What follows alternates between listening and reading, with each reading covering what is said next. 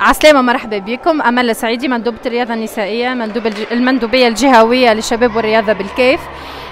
اليوم في إطار الاحتفال باليوم الوطني للمرأة اللي هو نورمالمون نهار 13 أوت من كل عام.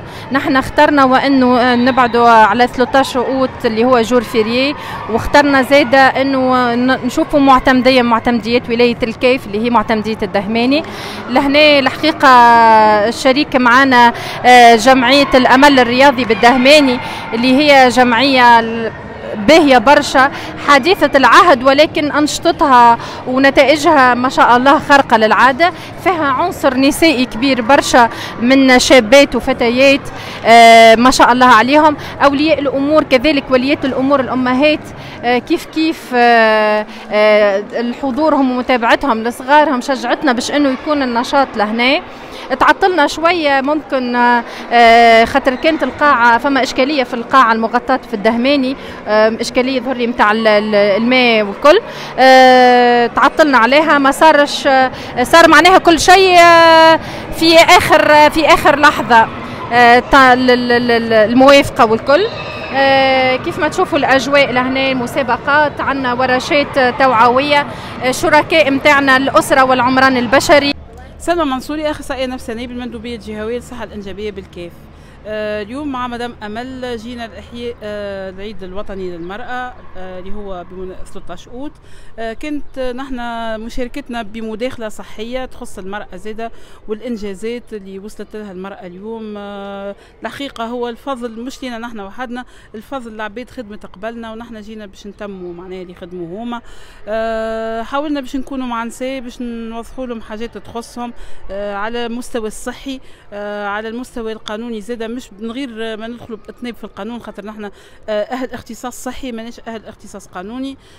اما حاولنا باش نقولوا لهم زاده على الانجازات اللي عندنا.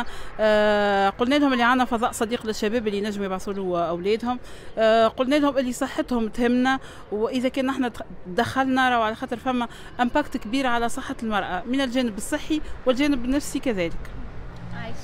كذلك الشؤون الاجتماعية في شخص مدام حنان عباسي، لهنا على السلوكيات السلبية والتطرف العنيف اللي عند الصغار. لهنا إجابة نحاولوا ديما يحاولوا يجاوبوا على كل الأسئلة متاع الأمهات المطروحة. هذاك علاش حاولنا تكون متكاملة،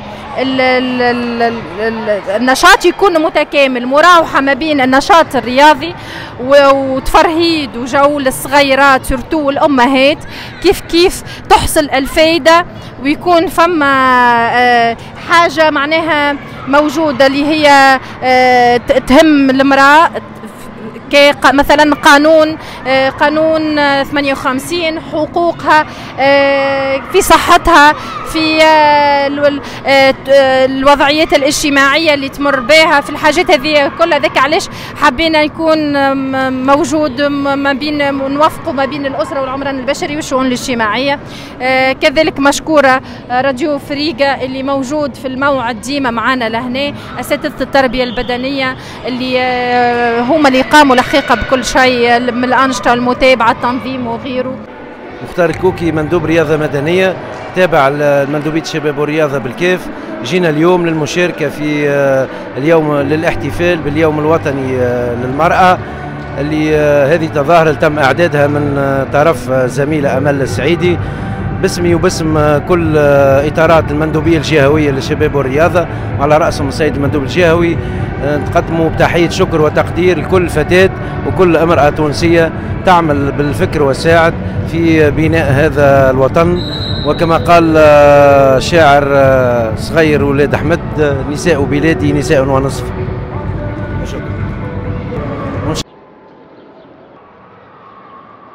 أحلام فضلي، صاحبة قاعة الرياضة جيم بلوس بالدهماني. اليوم كان عندنا شرف أن نحضروا ليفينمون اللي نحتفلوا بها بعيد المرأة.